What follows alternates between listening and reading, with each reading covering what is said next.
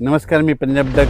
आता जोराचा पाऊस पडणार आहे म्हणून विदर्भातल्या त्या शेतकऱ्यांना अंदाज लक्षायचा. आणि अमरावती, वर्धा, नागपूर, भंडारा, गोंदिया, चंद्रपूर, यवतमाळ, आर्णी, या चंद्रपूर ह्या परिसरामध्ये सांगायचं झालं तर या पूर्व विदर्भामध्ये जवळजवळमध्ये आता हे 18 तारखेपर्यंत पाऊस चालू राहणार आहे. 22-23 तारखेला ऑगस्टला देखील पाऊस येणार आहे. 27, 28, 29 ऑगस्टला पाऊस पडणार आहे. म्हणजे त्या 5-6 जिल्ह्यात मात्र पाऊस जोराचा असणार आहे. म्हणून पूर्व विदर्भातल्या शेतकऱ्यांनी हा अंदाज लक्षात. पूर्व विदर्भामध्ये गोंदिया जिल्ह्यामध्ये मुसळधार पाऊस पडणार आहे. हे 8 दिवसामध्ये, शेवटच्या आठवड्यात बिन ह्या आता या 2-3 दिवसात बी वर्धा जिल्ह्यात बी तशीच परिस्थिती राहील. नागपूर जिल्ह्यात देखील, अमरावतीकडं देखील राहील. त्याच्यानंतर चंद्रपूर, गडचिरोली, यवतमाळ, आर्णी ह्या परिसरामध्ये, त्या 6 जिल्ह्यामध्ये पूर्व विदर्भातल्या तिकडं चांगला जोराचा पाऊस असणार आहे. म्हणजे 30 तारखेपर्यंत दररोज वेगवेगळ्या भागात पडणार आहे. भाग बदलत राहणार, पण जोराचा पडणार, म्हणून पूर्व विदर्भातल्या शेतकऱ्यांना अंदाज लक्षायचा. त्याच्यानंतर आज राज्यात काय परिस्थिती राहणार आहे. आज मराठवाड्याचा विचार केल्याच्यानंतर परभणी जिल्हा, लातूर जिल्हा, बीड जिल्हा, धाराशिव जिल्हा, जालना जिल्हा, संभाजीनगर, हिंगोली, नांदेड ह्या मराठवाड्यामध्ये मात्र आज दुपारनंतर वेगवेगळ्या भागात भाग बदलत मात्र आणखीन 18 तारखेपर्यंत असाच विखुरलेल्या स्वरूपाचा पाऊस मराठवाड्यामध्ये पडणार आहे, म्हणून हा अंदाज लक्षायचा. पश्चिम महाराष्ट्राकडे सोलापूर जिल्हा, सांगली जिल्हा, कोल्हापूर, त्याच्यानंतर साताराच्या पश्चिम भाग, पुणे जिल्हा, त्याच्यानंतर कोकणपट्टी तिकडं मात्र आज देखील दुपारनंतर जोराचा पाऊस पडणार आहे, म्हणून हा अंदाज लक्षायचा.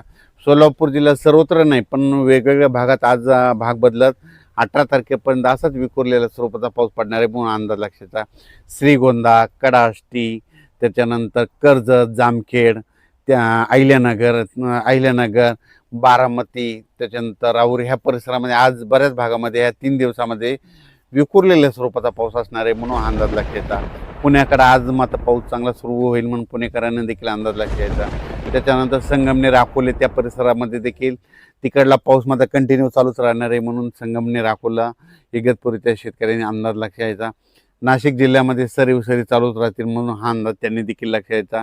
त्याच्यानंतर जळगाव जिल्हा, नंदुरबार जिल्हा आणि इकडं धुळे आणि असं ह्या पट्ट्यामध्ये मात्र कमी दाबाचे पट्टे 2 एका पाठोमाग जात असल्यामुळे तिकडं मात्र पाऊस असाच दररोज म्हणजे ह्या 18 तारखेपर्यंत आहे. आणि त्याच्यानंतर शेवटच्या आठवड्यात बी ऑगस्टच्या शेवटच्या आठवड्यात बी पाऊस असणार आहे, म्हणून त्यांनी अंदाज लक्षायचा. फक्त काय होणार आहे, मराठवाड्यामध्ये काही भागामध्ये, बीड जिल्ह्यामध्ये काही भाग, त्याच्यानंतर सोलापूर, लातूर ह्या परिसरामध्ये खूप मोठा पाऊस नाही, फक्त पिकाला लागेल तसाच पाऊस पडणार आहे, म्हणून हा अंदाज त्या शेतकऱ्यांना लक्षायचा.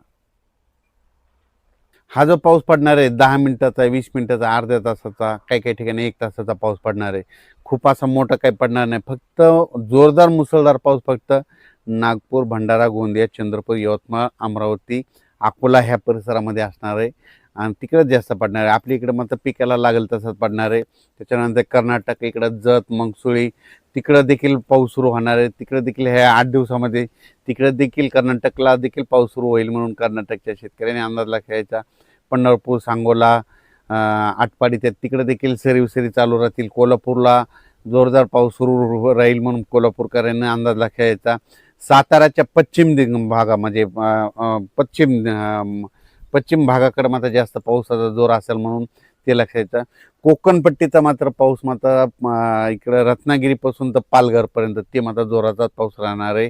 महाबळेश्वर हे सगळीकडं ते मात्र अंदाज त्या शेतकऱ्यांनी लक्षायचा. त्याच्यानंतर अहिल्यानगरमध्ये आज देखील म्हणजे 15, 16, 17 तारखेपर्यंत वेगवेगळ्या भागात विखुरलेल्या स्वरूपात पाऊस आहे, सर्वदूर नाही पडणार, म्हणून अंदाज लक्षायचा.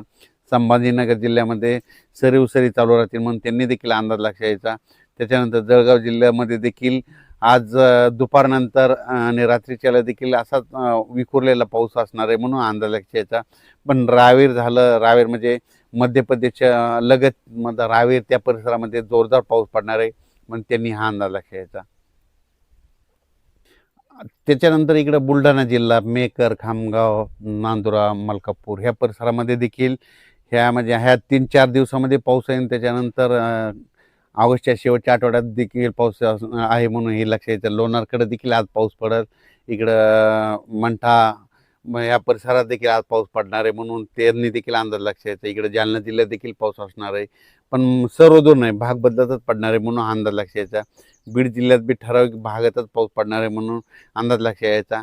आणि विशेष म्हणजे हे जे पाऊस पडेल हे सोयाबीनसाठी पिकासाठी चांगलं आहे, कारण की फुलांमधून फुलं सुकल्याच्या नंतर आता शेंगामध्ये रूपांतर होतं आणि शेंगामध्ये जर ह्या पाऊस पडला तर ते शेंगाची चांगली वाढ झपाट्यानं होते.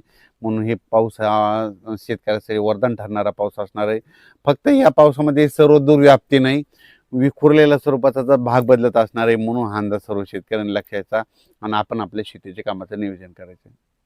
चांगला पाऊस मात्र या ऑगस्टमध्ये नाही, फक्त आहे पण फक्त काही जिल्ह्यातच आहे. ते मग ते जिल्हे सांगितलं तुम्हाला, वर्धा जिल्हा, भंडारा जिल्हा, गोंदिया जिल्हा, नागपूर, चंद्रपूर, यवतमाळ, अमरावती, मोर्शी, त्यानंतर अचलपूर, दर्यापूर, ह्या परिसरामध्ये काय होणार आहे, मग तिकडं मात्र मुसळधार पाऊस पडणार आहे.